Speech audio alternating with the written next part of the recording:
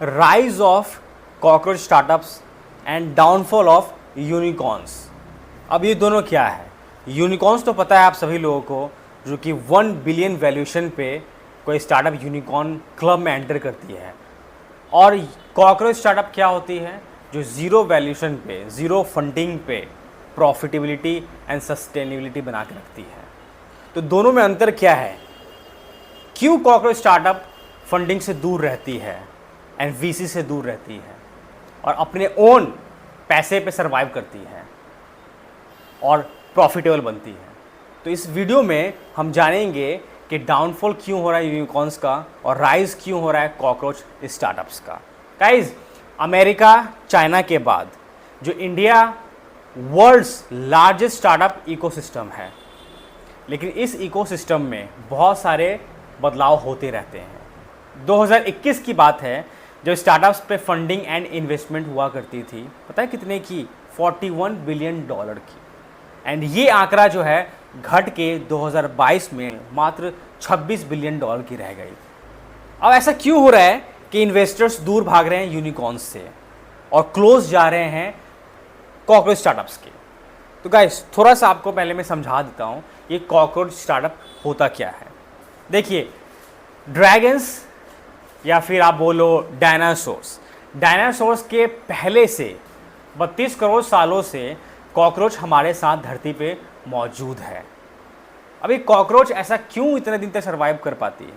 तो कॉकरोच एक ऐसी प्रजाति है जो बिना खाना और बिना पानी के महीनों सर्वाइव कर सकती है। इनफैक्ट अगर आप कॉकरोच का नेक काट दो तो हफ्ते भर तब भी सर्वाइव कर सकती है। इनफैक्ट कॉकरोच जो है न्यूक्लियर वॉर को भी सर्वाइव कर जाएगी। तो वैसे ही हमारे यहाँ का जो कॉकरोच स्टार्टअप है सेम थीम पे काम करता है, ना कि यूनिकॉर्न्स की तरह सिर्फ इन्वेस्टमेंट पे डिपेंड रहते हैं। कॉकरोच स्टार्टअप जहाँ पे वीसी से, इन्वेस्टमेंट से, एंजल इन्वेस्टर्स से दूर रहते हैं, वहाँ पे यूनिकॉर्न्स किस लालच में होते हैं? तो सिर्फ और सिर्फ पैसों के लालच में। ऐसे इन्वेस्टर्स हैं, वीसीज हैं जो ये सोचा करती थी कि हम इन्वेस्टमेंट डालेंगे अगर किसी भी यूनिकॉर्न क्लब में तो हमें जल्दी प्रॉफिट मिलेगा, लेकिन वो प्रॉफिट मिलता नहीं है। बहुत सारे ऐसे स्टार्टअप हैं जो फंडिंग मिलते ही ऐश करना शुरू कर देते हैं, जो पैसे मिलते हैं इन्वेस्टर से उसे उड़ाना शुरू कर देते हैं, बड़े बड़े ऑफिस ले लेते हैं, लग्जरी कार्स एंड वेकेशंस पे जाना शुरू कर देते हैं, पैसे को बर्न करना शुरू कर देते हैं, अननेसेसरी ज्वाइनिंग्स करना शुरू कर देती है। इनफैक्ट जहाँ पे यूनिकॉर्न्स को एक ऐसे एम्प्लॉय को हायर करना चाहिए जो रियलिटी में काम करे और पैसे बना के दे कंपनी को, वैसे एम्प्लॉय को हायर करना चाहिए यूनिकॉर्न्स को। वहाँ पे क्या करती है यूनिकॉर्न्स? भेड़ बकरी की तरह भर लिया करती है एम्प्लॉयज़ को अपने कंपनी में, क्योंकि उन्हें दिखाना होता है, शो ऑफ करना होता है कि हमें फंडिंग मिली है। ठीक है, बड़े बड़े सेलिब्रिटी को, बड़े बड़े इन्फ्लुएंसर्स को पैसे दे के अपने ब्रांडिंग के लिए बुलाती है, अपनी मार्केटिंग के लिए बुलाती है कि मार्केट कर दो। और वही क्या होता है, जब इन्वेस्टर्स के पैसे ख़त्म होना शुरू होते हैं, जहाँ पे यूनिकॉर्न्स अपने प्रोडक्ट पे ध्यान नहीं देते हैं, कंपनी डाउनफॉल में शुरू हो जाती जाना। और जहाँ पे इन्वेस्टर्स को अपना प्रॉफिट मिलना चाहिए था, वहाँ पे उन्हें लॉस होता है और कंपनी बंद होना शुरू हो जाती है। आप ले लो बायजूस को ही देख लो, बायजूस ने कितने बड़े बड़े ऑफिस खोले थे, कितने बड़े बड़े ऑफिस, सारे शट डाउन हो गए हैं। ठीक है, बहुत ट्रबल में आ गया था।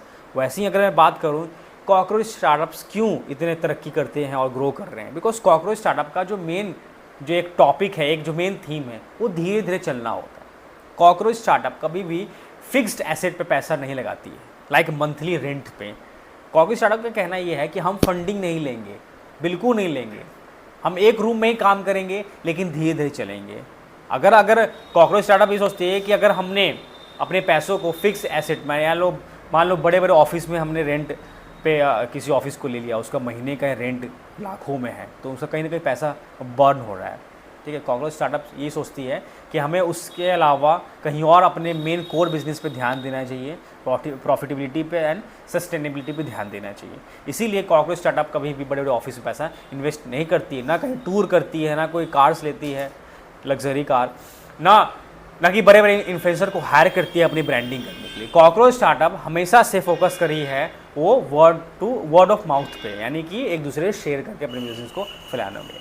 कॉकरोच स्टार्टअप हर मौसम में सर्वाइव कर सकती है, मौसम के हिसाब से अपने कंपनी को चेंज करती है। जैसे कॉकरोच हर मौसम में अपने आप को वैसा बना लेती है, वैसे ही जो कॉकरोच स्टार्टअप होता है हर मौसम में अपने आप को तैयार कर लेती है। अगर जहाँ लगता है कॉकरोच स्टार्टअप को कि मेरा स्टार्टअप कहीं ना कहीं लॉस में जा रहा है और प्रॉफिट नहीं बना पा रहा है, तो अपने डायरेक्शन को चेंज करके दूसरे प्रोडक्ट एंड सर्विस में वो ट्राई करना शुरू कर देती है, ना कि वो पैसा बर्न करेगी, बिल्कुल भी नहीं करती है।